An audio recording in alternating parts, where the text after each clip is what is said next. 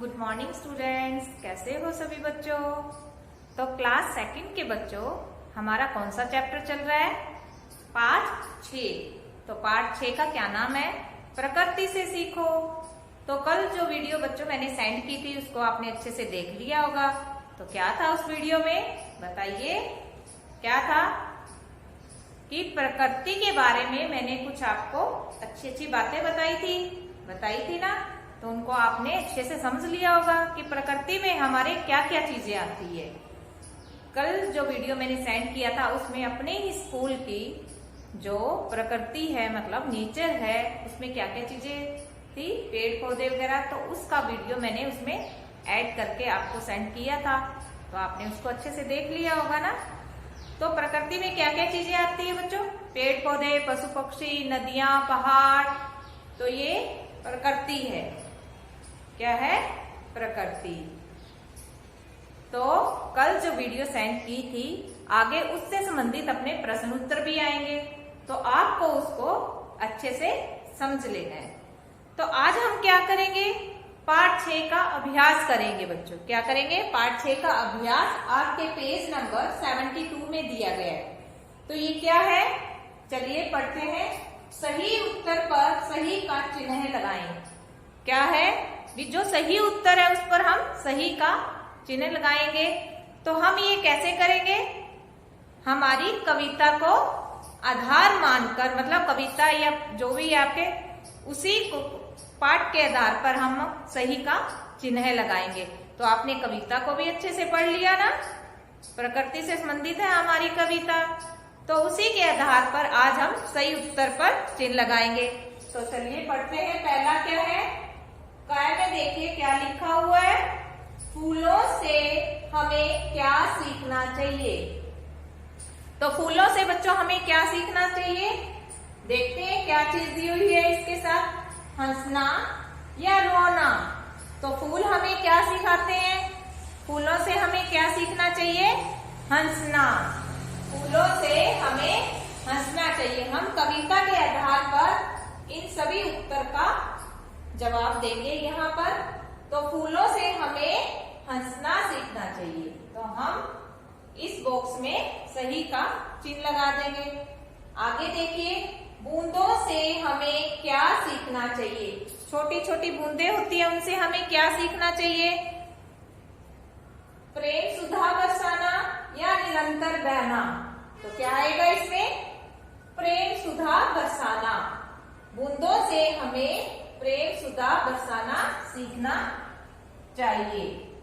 आगे देखिए, पहाड़ों से हमें क्या सीखना चाहिए? पहाड़ों से क्या सीखना चाहिए हमें? तो चलिए, सब में रंग बिखराना या शीश तान कर खड़े रहना। तो क्या आएगा इसका? पहाड़ या पर्वतों से हमें क्या सीखना चाहिए? शीश तान कर खड़े रहना। तो हम इसमें सही का चिन्ह लगाएंगे। ये देखिए। आगे देखिए, नदियों से हमें क्या सीखना चाहिए? अब हमारा 4 नंबर पे कौन सा है कि नदियां हमें क्या सिखाती है? क्या सिखाती है नदियां हमें? निरंतर बहते रहना या चींची कर पास बुलाना। तो क्या आएगा इन दोनों में से? निरंतर बहते रहना। नदियों से हमें क्या सीखना चाहिए? निरंतर बहते रहना। तो इस बॉक्स में हमने सही का चिन्ह लगा दिया। तो फूलों से हमें क्या सीखना चाहिए? हंसना। फूलों से हमें क्या सीखना चाहिए? हंसना। बूंदों से हमें क्या सीखना चाहिए? प्रेम सुधा बरसाना। प्रेम सुधा बरसाना। पहाड़ों से हमें क्या सीखना चाहिए? बताइए। शीश तान कर खड़े रहना। नदियों से हमें क्या सीखना चाहिए? निरंतर बहते रहना। नदियों से हमें क्या सीखना चाहिए? निरंतर बहते रहना। एक और भी है इसके आगे। प्रकृति हमें किसका पाठ पढ़ाती है? तो प्रकृति हमें किसका पाठ पढ़ाती है? स्वच्छता का। प्रकृति हमें किसका पाठ पढ़ाती है? तो आप स्वच्छता का जो है वो उसके आगे टिक करेंगे। तो प्रकृति हमें किसका पाठ पढ़ाती है? अड़े पे आपके एक और दिया हुआ है इसी के साथ। तो प्रकृति हमें किसका पाठ पढ़ाती है? स्वच्छता का, यानी साफ सफाई का। प्रकृति से हम खूब सारी चीजें सीखते हैं ना। तो प्रकृति हमें स्वच्छता का पाठ सिखाती है। तो आपको ये कविता के आधार पर ही सही उत्तर पर चिन्ह लगाना है। तो समझ में आया बच्चों? अब आपके सही उत्तर के बाद क्या आएगा कि एक चीज और दी गई है। ये देखिए, दिए गए चित्रों में से प्रकृति से संबंधित चित्र पर सही का चिन्ह लगाना है। तो क्या करना है? चिन्ह लगाना है, निशान लगाना है ना आपको। ये वाले तो मैंने अभी करवाए हैं। दिए गए प्रश्नों के सही उत्तर पर सही का निशान लगाएं। ये बच्चों मैंने करवा दिए बोर्ड पे। तो ये हम करेंगे, किस पर करेंगे? बोर्ड द्वारा कुछ चीजें मैं आपको प्रकृति से संबंधित समझा रही हूँ। तो जो भी चित्र दिए गए हैं तो उस पर आपको सही या गलत का उत्तर फिर से लगाना है। कौन सी चीजें हमारी प्रकृति से संबंधित है और कौन सी चीजें हमारी प्रकृति से संबंधित नहीं है। पहले आप ये पेज नंबर 72 का सही उत्तर पर चिन्ह लगाइए, ये कंप्लीट कीजिए, फिर मैं आगे आपको करवाऊंगी।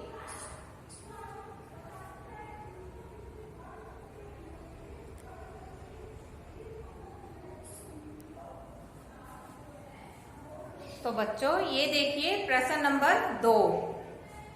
ये देखिए प्रश्न नंबर 2, दिए गए चित्रों में से प्रकृति से संबंधित चित्रों पर सही का चिन्ह लगाना है। पहले हमने किया था कविता के आधार पर ही सही उत्तर पर, यानी कविता के आधार पर हमें क्या क्या चीज सीखनी चाहिए और क्या क्या नहीं, तो पहले वो किया था। अब हम प्रश्न नंबर 2 करेंगे।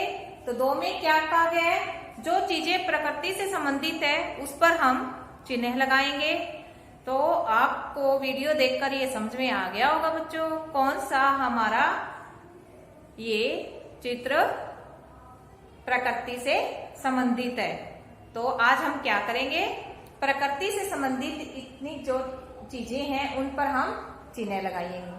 तो पहले हम चित्र को पहचानते हैं कि कौन सा चित्र किस किस से संबंधित है। तो ये बताइए बच्चों क्या है? चांद और तारे। चांद और तारे। आगे देखिए गेंद। ये देखिए ये क्या? पेड़, नदी। ये क्या है? नदी, पर्वत। और आगे देखिए ये क्या है? चेयर, जिसे आप कुर्सी बोलते हो, कुर्सी। तितली, टीवी यानी टेलीविजन। तो प्रकृति में कौन कौन सी चीजें आती है? पेड़ पौधे। कौन कौन से? पेड़ पौधे, जहां पर खूब हरियाली हो, जो हमें प्रकृति मतलब प्राकृतिक चीजें, यानी वो चीजें जो हमें प्राकृतिक नेचुरल, जिसे हम नेचुरल चीजें बोलते हैं, नेचुरल चीजें हमें मिलती हैं। यानी जैसे सूरज, चांद, सितारे, ये क्या चीज होते हैं? सूरज, चांद, तारे, ये क्या होगा? हमारा प्रकृति से संबंधित है। पेड़ पौधे, पशु पक्षी, ये चीजें सारी हमारी किस में आएगी? प्रकृति में आएगी। तो चलिए हम स्टार्ट करते हैं। तो ये क्या है? चांद और तारे। तो चांद और तारे तो प्राकृतिक चीजें हैं। तो हमें क्या करना है? सही का चिन्ह लगाना है। ये देखिए गेंद, ये क्या हो गई? वस्तुएं हो गई। इसमें वस्तुओं से संबंधित कोई भी चित्र प्रकृति में नहीं आएंगे, जैसे मेज, कुर्सी, टीवी, कंप्यूटर। तो ये चीजें हमारी प्रकृति से संबंधित नहीं हैं। तो गेंद पर हम खाली रहने देंगे इस बॉक्स को। तो ये देखिए जो चित्र प्रकृति से संबंधित है उसी को ही हम चिन्ह लगाएंगे। ये देखिए पेड़ पौधे, नदियां, पहाड़, तो ये हमारा प्रकृति से संबंधित हुआ। तो अब हम सही का चिन्ह लगाएंगे। और आगे देखिए ये क्या है? कुर्सी। कुर्सी हमारी किसमें आती है? ये तो वस्तुओं के नाम हो गए, तो वस्तुओं से संबंधित कोई भी चीज नहीं आएगी। ये क्या है? तितली। तितली क्या है? प्राकृतिक चीज है। तो ये हम सही का चिन्ह लगाएंगे। आगे क्या है? टेलीविजन। तो टेलीविजन हमारा क्या हुआ, वस्तु से संबंधित चीजें हुई ना, तो ये हमारा इसमें नहीं आएगा। तो कौन कौन सी चीजें आई है, चांद तारे, पेड़ पौधे और तितली। तो ये सभी चीजें किससे संबंधित है, 3 चीजें जो मैंने यहां पर बनाई है किससे संबंधित है, प्रकृति से संबंधित है। अब देखिए मैं और कुछ समझा रही हूं, ये क्या बना दिया मैंने, सूरज। अगर सूरज के बारे में पूछा जाए तो क्या बताओगे आप, तो ये भी हमारा प्रकृति से संबंधित है। किससे संबंधित है, प्रकृति से संबंधित है। और अगर किसी पक्षी के बारे में पूछा जाए तो हम क्या बताएंगे,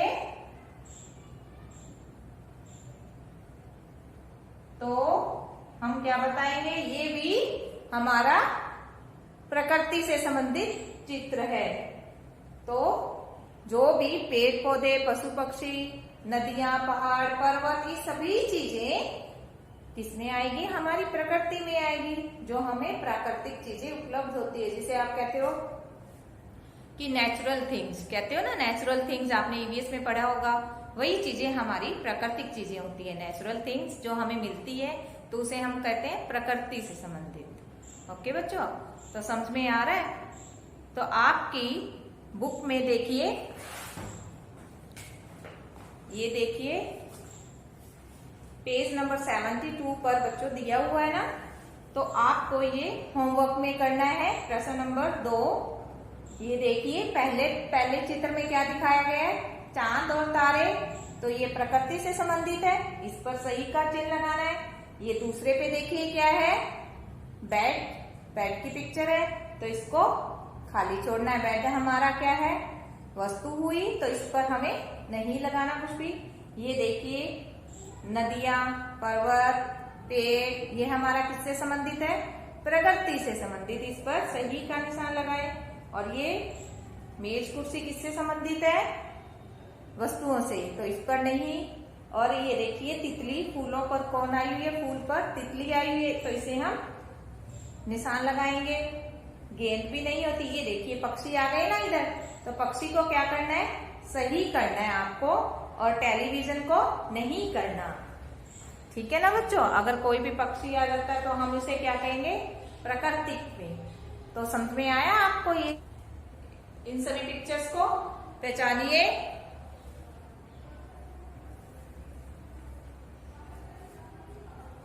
आप कविता को अच्छे से पढ़िए और उसे याद भी कीजिए। और बच्चों साथ साथ आपके नए शब्द भी दिए गए हैं, पाठ 6 के नए शब्द भी दिए गए ना, उसे भी आप याद कीजिए, अच्छे से याद कीजिए और लिख लिख कर प्रैक्टिस जरूर कीजिए। जो भी हिंदी का मतलब कि वर्क करते हो आप, जितना भी करते हो उसे आप लिखने की प्रैक्टिस कीजिए।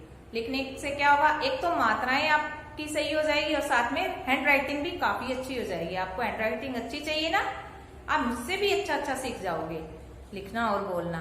ओके, तो क्या करना, आपको खूब प्रैक्टिस करनी है हिंदी की। ओके बच्चों।